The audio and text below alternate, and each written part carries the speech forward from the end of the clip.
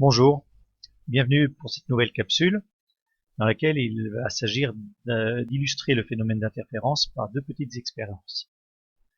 Rappel, pour qu'il y ait interférence, il faut superposer deux ondes qui ont la même fréquence.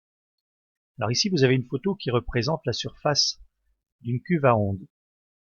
À la surface de cette eau-là, il y a deux sources de perturbation. Il y a un petit pointeur ici au point vert. Il y a un autre pointeur ici au point rouge. Ces deux pointeurs vibrent et viennent donc perturber la surface de l'eau avec une même fréquence. Et tout autour de ces deux pointeurs-là, on voit ce que l'on appelle donc le phénomène d'interférence. Regardons le point A. Il est situé ici dans une zone représentée en noir, c'est-à-dire qu'il est en fait à un creux de vague, alors que son voisin, le point B, est lui dans une zone plutôt claire, blanche. Ça veut dire qu'il est alors à un sommet de vague. Ça veut dire qu'alternativement, A et B vont osciller creux de vague, sommet de vague, creux de vague, avec une amplitude assez importante. Il y a à ces niveaux-là des interférences dites constructives. La superposition des deux ondes qui arrivent font qu'il y a une perturbation avec une forte amplitude. Par contre, pour les points C ici et D ici, vous voyez qu'ils sont sur des axes dont la couleur est plutôt en gris, c'est-à-dire qu'il n'y a finalement que peu de perturbations, même pas de perturbations du tout.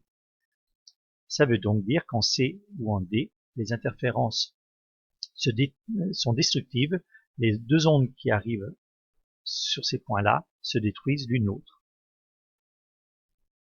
Première expérience. Il est possible d'obtenir le phénomène d'interférence avec des ultrasons.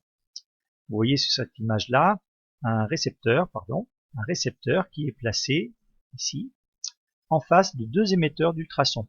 Il y a donc deux sources de perturbation. L'émetteur numéro 1 envoie les ultrasons sur le récepteur. L'émetteur numéro 2 envoie lui aussi des ultrasons sur le récepteur. Ces deux émetteurs-là sont branchés ici sur la même source d'énergie. Ils vont donc vibrer en permanence en phase.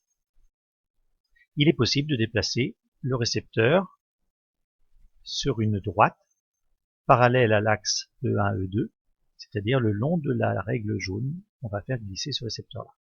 Il y a donc différents cas de figure.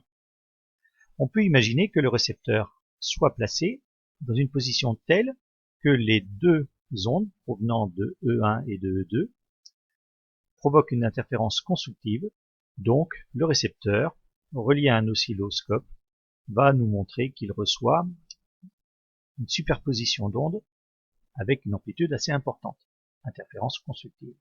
Si on fait glisser ce récepteur sur l'axe qui est représenté ici par le petit trait, on le fait glisser par exemple, on le met un peu plus bas, deuxième position, ici, il se peut que l'on se retrouve dans une zone dite un peu de silence. Il n'y aurait pas alors d'ultrasons reçus par le récepteur, parce que les deux ondes reçues simultanément, celle venant de 1 et celle venant de 2, se détruiraient l'une l'autre. On appelle ça des interférences destructives. Petite illustration pour que vous compreniez mieux, ce qui nous rappelle notamment ce que l'on a vu en cours.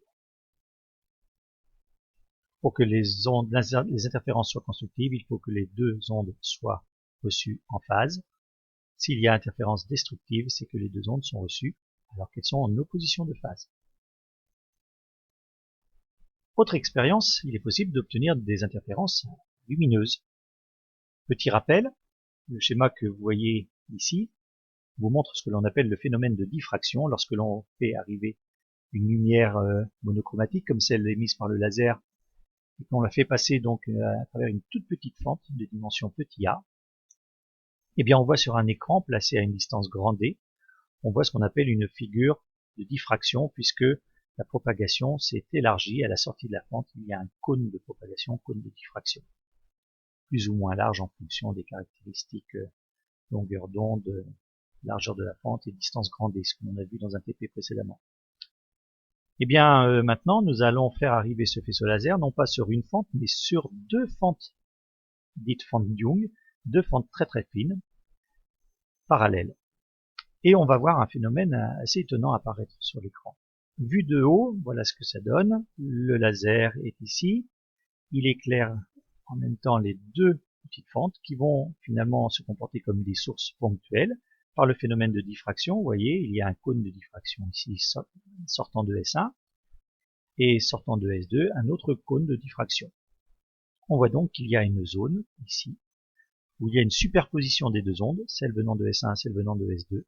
Il y a donc dans cette zone-là des interférences qui se matérialisent par l'observation sur l'écran de franges d'interférences, c'est-à-dire des zones éclairées, des zones sombres, des zones éclairées, des zones sombres.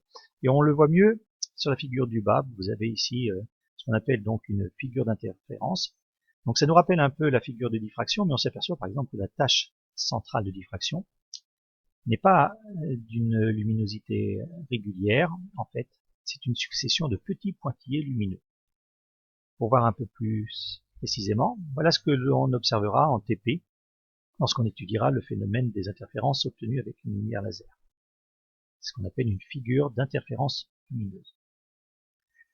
Alors, pour commenter un peu cette figure-là, vous voyez qu'il y a donc une succession de franges dites brillantes, là où la lumière est la plus intense.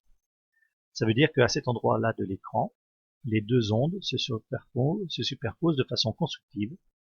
Il s'agit d'interférences constructives. Et entre chaque frange brillante, il y a ce qu'on appelle une frange sombre, absence de lumière, sous-entendu interférence destructive. Voilà. Merci pour votre attention et à bientôt.